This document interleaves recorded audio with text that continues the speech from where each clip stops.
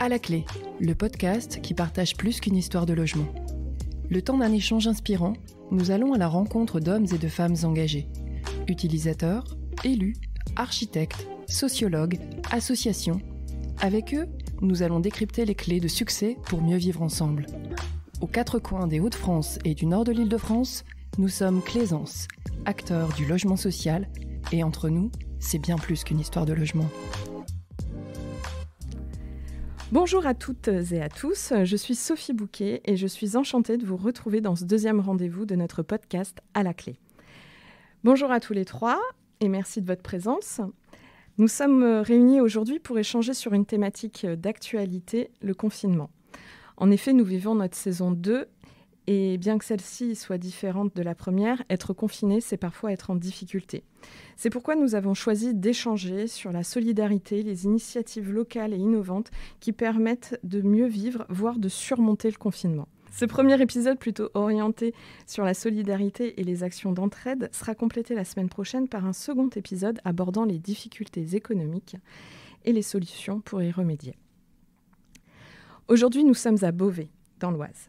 Et comme partout, nous nous retrouvons parfois face à des situations difficiles. Seniors isolés, mères célibataires, jeunes en difficulté, violences intrafamiliales. Pour évoquer ce sujet, j'ai avec moi 4 acteurs de la vie locale. Morad, bonjour. Bonjour Sophie. Donc vous êtes maire adjoint de la ville de Beauvais. C'est ça, adjoint à la jeunesse et à la démocratie participative et aussi conseiller à l'agglomération du Beauvaisis à la politique de la ville. Très bien. Denis, bonjour. Denis Témoin. Bonjour Sophie, je suis chef de service à l'association IFEP qui s'occupe de la prévention spécialisée sur le territoire de Beauvais. Et donc Rachida, bonjour. Bonjour, Rachida Chaïra, responsable du développement social et local pour le bailleur social Claisance. Merci. Alors, comme indiqué précédemment, nous vivons notre deuxième épisode du confinement. Alors, quel est votre ressenti par rapport à ce deuxième confinement, par rapport à vos missions, votre activité ? Morad, je vous laisse commencer. Alors, tout d'abord, le deuxième confinement, on ne le vit pas vraiment de la même manière que le premier, parce que le premier, c'était une surprise. C'était un moment inédit, c'était une situation inédite, c'est-à-dire que psychologiquement, on ne s'y est pas préparé. Mais le second confinement, quelque part, au fond de nous, chacun d'entre nous, on s'y attendait. On savait qu'à un moment donné, on allait peut-être être reconfiné. Donc, déjà, dans l'aspect psychologique des choses, nos concitoyens se sont préparés. Et à partir du moment où on se prépare psychologiquement à quelque chose, on le vit d'une manière un peu moins brutale. Donc ça, c'est la première chose que j'avais à dire. Ensuite, le premier confinement a été une surprise et puis on était très inquiets, on ne connaissait pas vraiment la situation, on ne connaissait pas du tout la maladie. Ce qui fait que beaucoup de structures qui étaient au cœur de la solidarité, et je donne l'exemple symbolique des Restos du Cœur, étaient fermées. Et à partir du moment où les Restos du Cœur sont fermés, c'est des familles en difficulté, un grand nombre de familles en difficulté qui étaient aujourd'hui, qui se retrouvaient seules et qui se retrouvaient sans de quoi manger à la fin de la journée, c'est même pas la fin de la semaine. Donc on a eu plein de situations comme celle-ci, on a plein de structures comme les Restos du Cœur qui ont fermé. Et donc aujourd'hui, on ne vit pas de la même manière, on ne vit pas de la même intensité ce confinement. D'accord. Alors vous, Denis, par rapport à votre association, qui, je le rappelle, est spécialisée dans la médiation envers les publics plutôt jeunes, comment vivez-vous ce deuxième confinement par rapport au premier ? Est-ce qu'il y a une évolution ? Alors en effet, je compléterais, c'est-à-dire que non seulement le deuxième, on a été prévenu, on s'y est préparé, ce qui est beaucoup plus facile à agir, que ce soit au niveau matériel, parce qu'il faut quand même rappeler que dans le premier confinement, on était peu à avoir des masques, par exemple, quelque chose de très simple, mais pour intervenir, il faut aussi protéger ses salariés, donc c'était le problème dont tu parlais, Mourad, avec aussi les Restos du Cœur, les bénévoles, c'est qu'il fallait du coup pouvoir protéger aussi les gens qui étaient sur place. Là, cette fois-ci, on a pu se préparer, donc on a le matériel nécessaire à intervenir. La deuxième grande différence que je dirais, c'est sur l'aspect scolarité. C'est-à-dire que là, les jeunes peuvent continuer la scolarité, alors qu'il y a eu une rupture complète de scolarité pendant le premier confinement, avec une mise en place progressive d'un travail à distance auquel les jeunes n'étaient absolument pas préparés. C'est-à-dire qu'on avait des collégiens, des lycéens qui n'avaient jamais vu de près un espace numérique de travail, si ce n'est pour voir leurs notes ou consulter les choses, mais qui n'avaient pas l'habitude de travailler à distance. Alors que les étudiants ont plus l'habitude dans leur cursus d'avoir des cours à distance, ce n'était pas le cas de ce niveau-là. Donc la grande différence, ça se situe là. Après, il y a encore beaucoup de difficultés actuellement, puisqu'il y a le problème de la fracture numérique, un certain nombre de familles qui ne sont pas suffisamment équipées en matériel, et aussi parce que les jeunes sont très doués sur tout ce qui est didactique, téléphone, application, mais de travailler à distance, de faire de la visio, de transférer des compétences qu'on a d'habitude en classe à une compétence en télétravail, c'est difficile et ça s'acquiert progressivement. D'accord, effectivement. C'est toute la différence. Et donc, votre intervention aujourd'hui de médiation, elle est beaucoup plus active sur ce deuxième confinement par rapport au premier, du fait de l'équipement de masques. Oui, complètement, puisque là, très clairement, il n'y a plus le problème. Donc, on travaille essentiellement sur différentes phases. Le lien avec les établissements scolaires, justement, donc dans le cadre de ce qu'on appelle un travail de rue, c'est-à-dire qu'on est présent à la sortie des collèges. On intervient au sein aussi des établissements scolaires, puisqu'on a des conventions avec les collèges de Beauvais, pour pouvoir intervenir avec différents supports, pour rencontrer les élèves et discuter des différentes thématiques. Et puis de l'accompagnement individuel, parce qu'essentiellement c'est notre travail, c'est l'accompagnement individuel de jeunes en difficulté, d'insertion professionnelle, d'insertion sociale. Par contre, le frein qu'on va avoir, c'est tout simplement qu'en fonction de l'accompagnement du jeune, si la structure actuelle est en service ralenti pour cause justement de confinement, l'accompagnement va se trouver d'office ralenti, puisque derrière, notre travail, c'est d'amener vers un dispositif de droit commun. Si les dispositifs de droit commun sont réduits, automatiquement l'accompagnement se voit réduit. Donc Rachida, aujourd'hui, dans le milieu du logement social, est-ce qu'on voit autant d'initiatives se mettre en place, comme on l'avait pu observer lors du premier confinement ? Disons que je rejoindrais Morad sur l'aspect surprise du premier confinement. Une espèce de considération de nos partenaires et puis aussi de Claisance pour avoir connaissance des personnes qui sont en difficulté sur les différents territoires. Et l'avantage avec ce deuxième confinement, c'est le recensement qui a été fait, puisque de façon assez spontanée, des initiatives ont pululé, en fait, ont pris forme sur tout le territoire. Vraiment, il y a vraiment ça de positif après le premier confinement, c'est que de façon assez spontanée, souvent des jeunes d'ailleurs, des jeunes sur les quartiers, sur les résidences, ont amené instinctivement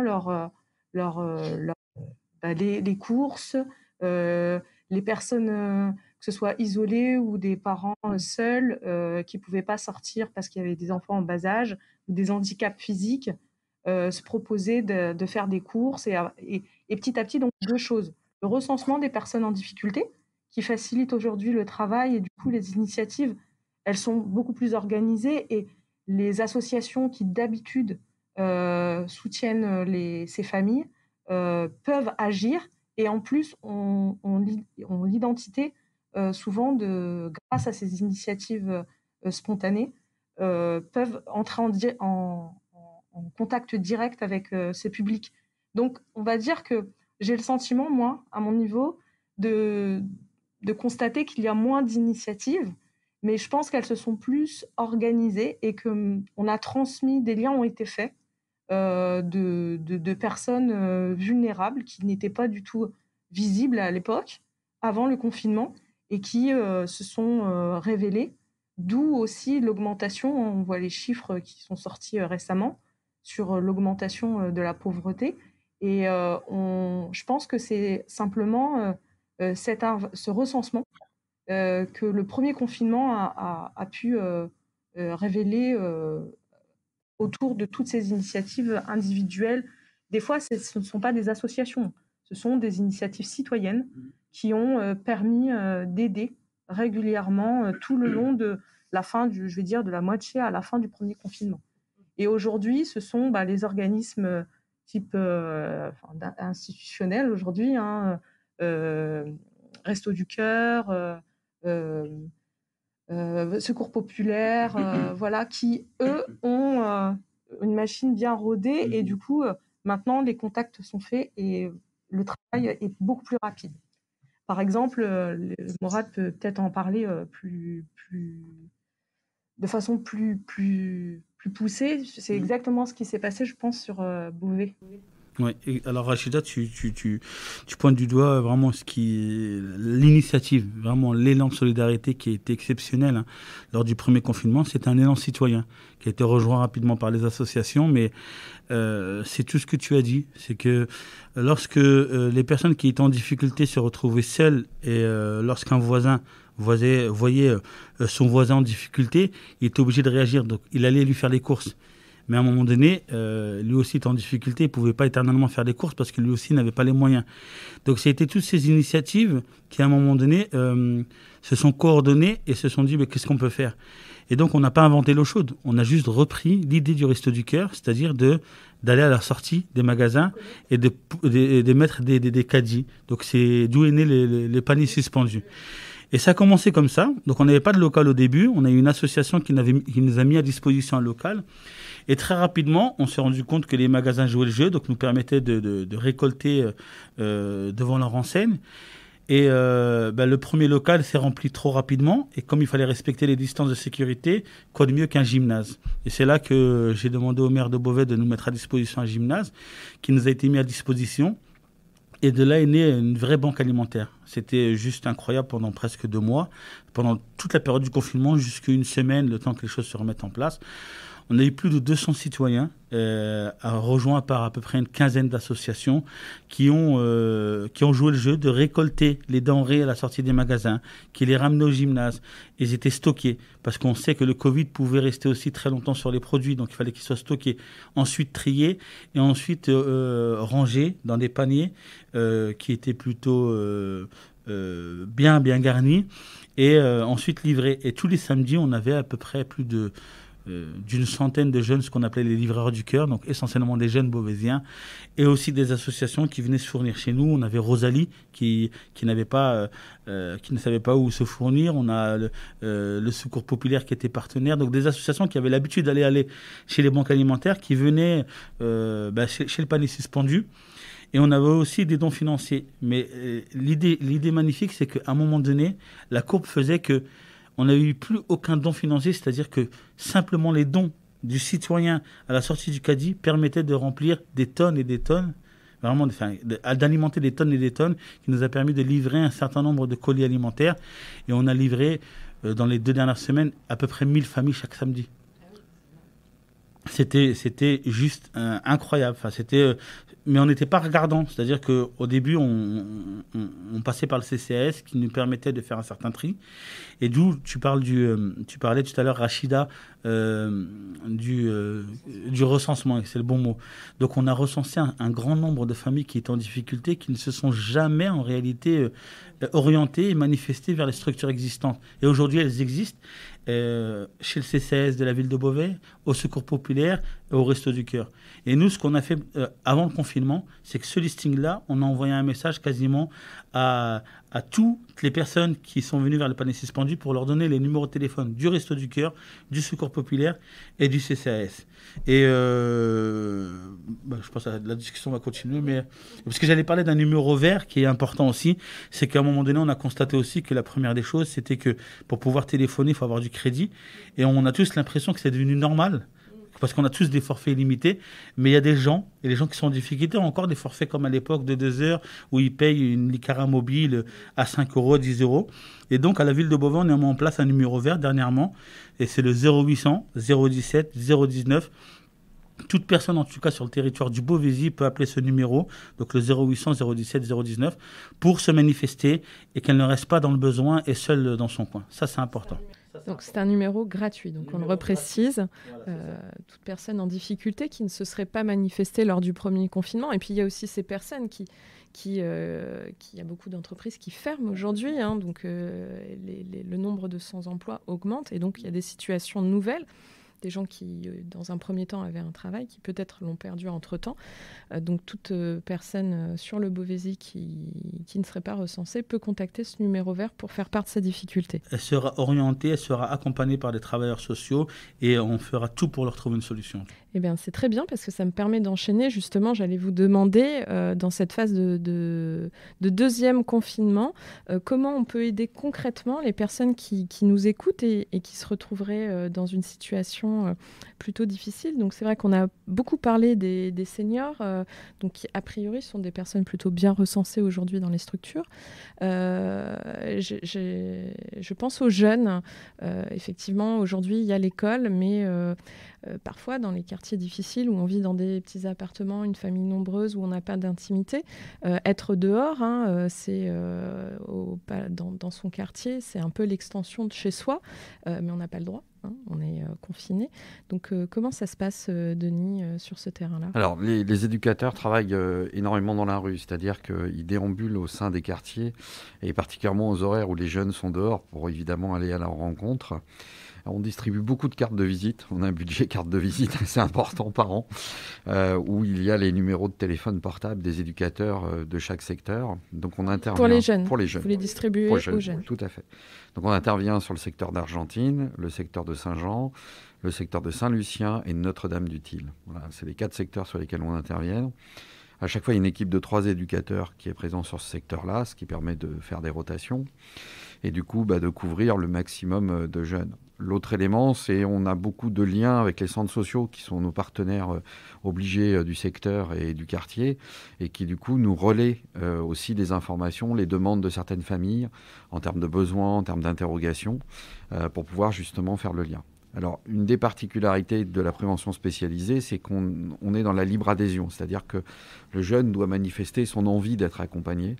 Par contre, on va aller chercher cette libre adhésion en étant présent sur le territoire, en allant dans les endroits où il se trouve, sur les regroupements, les manifestations, pour la solliciter, bien entendu, et travailler avec eux quand ils le souhaitent. Voilà. Et l'autre élément important, c'est qu'on respecte complètement l'anonymat. C'est-à-dire qu'un jeune est un jeune, et on n'aura son identité que lorsqu'il acceptera de nous la communiquer. Et si on a besoin de l'identité pour l'aider. Par exemple, si on doit prendre un rendez-vous dans une mission locale pour faire de l'insertion professionnelle, il faut bien son nom et son prénom. Si ce n'est pas le cas, elle n'a pas besoin. Si on est dans le cadre d'une aide liée, par exemple, à un problème alimentaire ou de matériel pour de la scolarité, on n'a pas besoin de savoir comment il s'appelle. Voilà, on travaille comme ça. Oui, parce qu'effectivement, les jeunes, ce n'est pas forcément que la délinquance, quand on en parle. C'est aussi des personnes qui sont face à des situations difficiles. Il y a les violences intrafamiliales, il y a la pauvreté, effectivement. Donc, une maman seule qui aurait un ou une adolescente et qui rencontrerait des difficultés peut également contacter l'association ? Oui, alors d'habitude, ça se passe un peu plus par le biais des partenaires locaux, des associations locales et des centres sociaux. Mais ils peuvent toujours appeler. On a un numéro, on est sur le site de la ville. Enfin, il n'y a aucun souci pour nous joindre. Après, on les recontactera et à ce moment-là, on verra avec eux ce qu'ils souhaitent et comment on peut les aider. Voilà. Mais vraiment, le partenaire, le premier, c'est, je crois, l'association de proximité de quartier qui les connaissent souvent, qui sont juste à côté, qui pourront faire le lien et surtout trier ce qui est de l'ordre du besoin lié à un éducateur spécialisé ou ce qui est de l'ordre plutôt du CCAS, de l'aide sociale globale. Et comme ça, voilà. Et donc, on arrive souvent au deuxième niveau, après les dispositifs de droit commun, puisqu'il existe, heureusement, beaucoup de choses sur Beauvais. Je voulais juste revenir sur quelque chose tout à l'heure, Sophie, sur les jeunes. C'est la grande majorité des jeunes ne sont pas des délinquants. Il ne faut pas l'oublier. Ils l'ont montré quand ils sont impliqués dans le premier confinement. Ils le montrent tous les jours.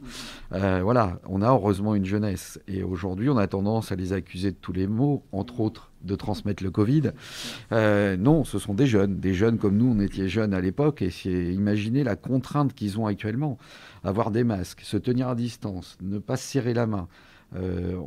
À part les plus âgés de notre population, nos grands-mères, ont connu ça pendant la Deuxième Guerre mondiale. Mais sinon, nous, on n'a jamais connu ce type de relation, ce type de confinement. Donc il faut aussi comprendre leurs difficultés à vivre en étant jeunes dans ce monde, dans ce contexte de confinement, de limitation de déplacement. Je pense qu'on ne l'imaginait pas. On n'imaginait pas, quand on avait 15 ans, 14 ans, d'être obligé de remplir un petit papier, de le signer pour aller faire du sport. faire du sport devient une activité dérogatoire. C'est quand même quelque chose d'exceptionnel. Alors, concernant les jeunes, il ne faut pas oublier que cette tranche d'âge-là, c'est là où on construit sa vie. C'est là où on construit sa vie amicale, sa vie amoureuse, sa vie étudiante, sa vie professionnelle. C'est là où on s'épanouit. La tranche 16-25 ans, c'est censé être l'âge de la liberté. C'est synonyme de liberté.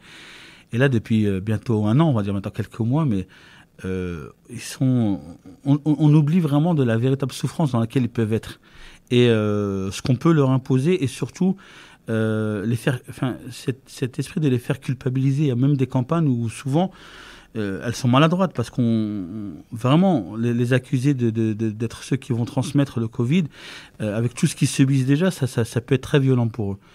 Maintenant, ce qui est important aussi, c'est de dire que ce qu'on peut mettre en place, tu as parlé d'insertion professionnelle, il faut aussi préparer l'après, parce que l'après va être difficile. La crise sanitaire va entraîner une crise économique qui va être une crise sociale. Et les premiers touchés, ce sera encore cette génération qui va avoir des difficultés pour avoir la première marche vers l'emploi. Et en tout cas, moi, élu local et maire adjoint à la jeunesse, et j'en parle d'autant plus que j'ai validé ça hier soir en bureau municipal. Donc, on a le permis citoyen. Je ne sais pas si vous connaissez le permis citoyen. On l'avait déjà mis en place. On est l'une des premières villes à l'avoir mis en place à Beauvais. Là, hier soir, on a validé le permis roue libre.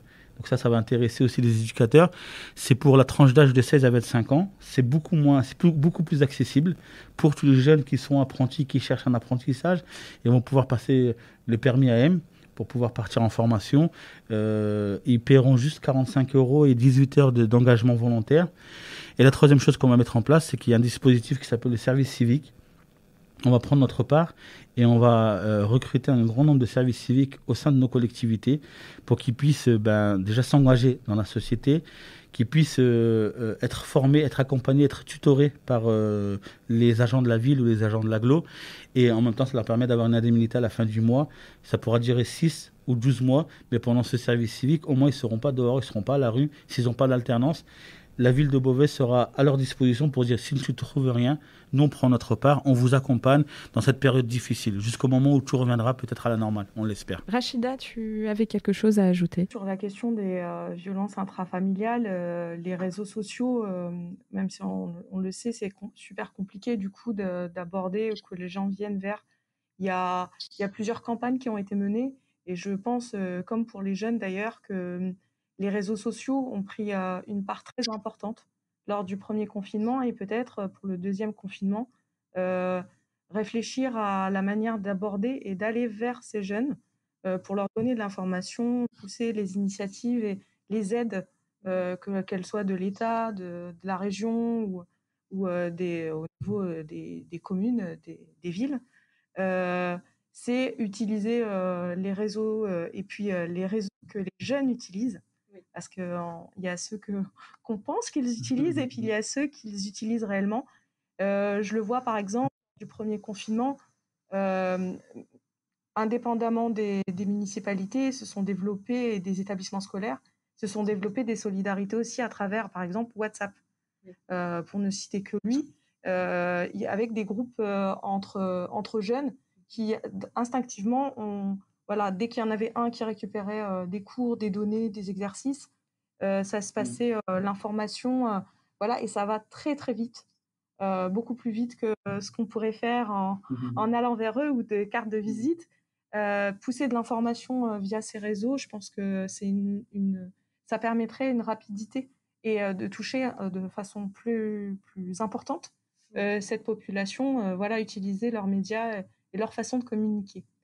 Donc ça, c'était le premier point. Le second point, il y a des initiatives d'associations et de structures d'accompagnement, d'écoute, beaucoup de dispositifs des municipalités. Je pense à Méru, par exemple, qui a mis en place une cellule d'écoute avec des numéros. Vous pouvez les trouver sur le site de la ville. Il y a eu, pas seulement sur Méru, c'est l'exemple qui me vient en tête, mais des dispositifs qui, dès le premier confinement, ont émergé, se sont développés et qui sont du coup disponibles à la population et vers lesquels on doit orienter les potentielles victimes. En plus du numéro, effectivement, tu le disais Sophie, le 3919, qui du coup, lui, va orienter, va centraliser l'appel et va orienter vers les structures locales, associatives ou de gendarmerie ou de police d'ailleurs.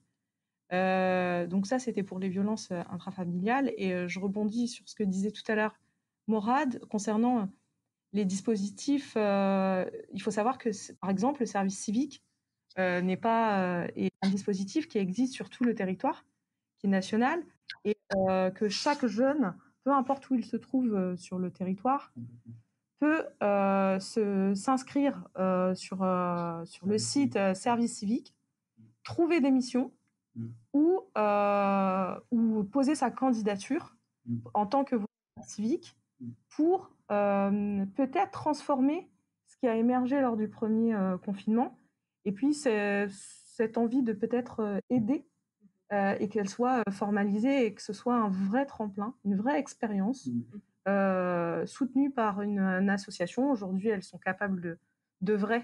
Et il y a beaucoup de missions qui sont mises en ligne justement pour soutenir les jeunes et des dispositifs de coopération, que ce soit service civique et autres aides et formations, par exemple. Et beaucoup de dispositifs de formation, d'aide à la reprise d'études ou donc se renseigner. Et je pense que le service civique.gouv est un bon tremplin pour tous les jeunes qui Envie de s'engager. Exactement, envie de s'engager et peut-être profiter de l'élan citoyen qui a pu émerger lors de ces confinements et continuer et peut-être avoir pouvoir créer des vocations sur ces différents domaines. Ce sont pas toujours les municipalités, ce sont aussi les associations qui peuvent porter des services civiques.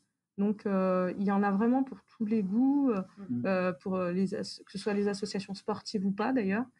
Donc, je les invite vraiment, tous les jeunes intéressés, dès l'âge de 16 ans, à regarder et à consulter ce site. Donc concrètement, voilà, un envie d'engagement. Donc on va sur servicecivique.gouv.fr.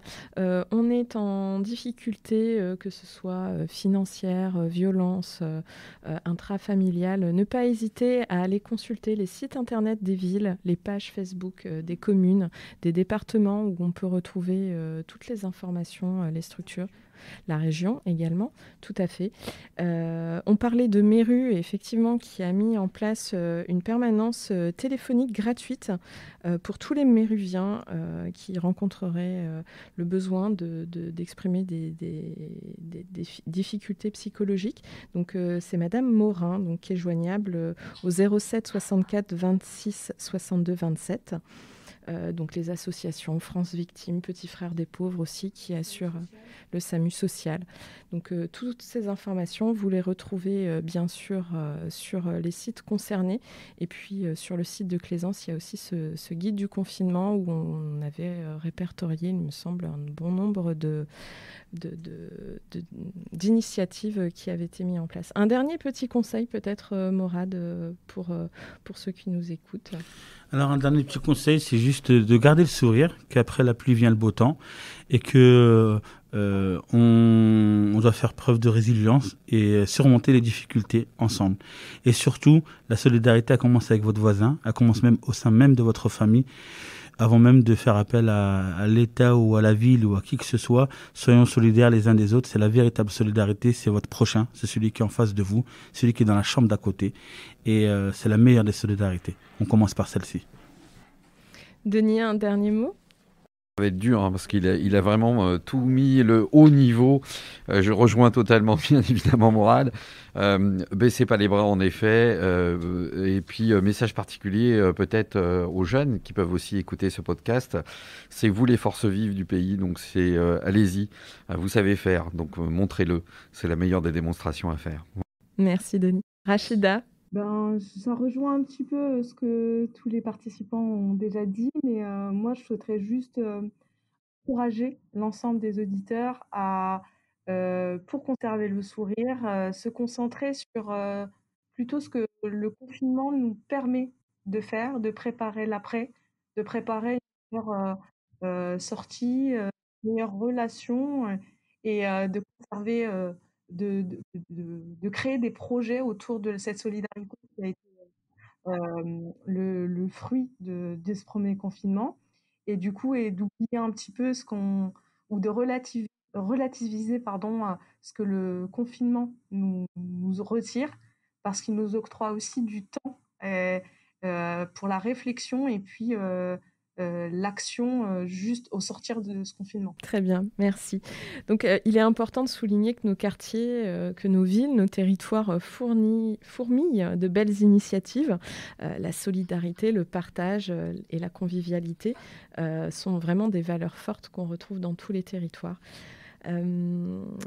Donc, je vous dis un grand merci pour votre participation. Merci à toi, Sophie. Quant à moi, je vous retrouve la semaine prochaine pour un nouveau rendez-vous avec À la clé, un podcast qui abordera toujours le confinement, mais cette fois-ci un volet plus économique sur les difficultés que l'on peut rencontrer et les dispositifs qui existent pour vous aider notamment à payer votre loyer.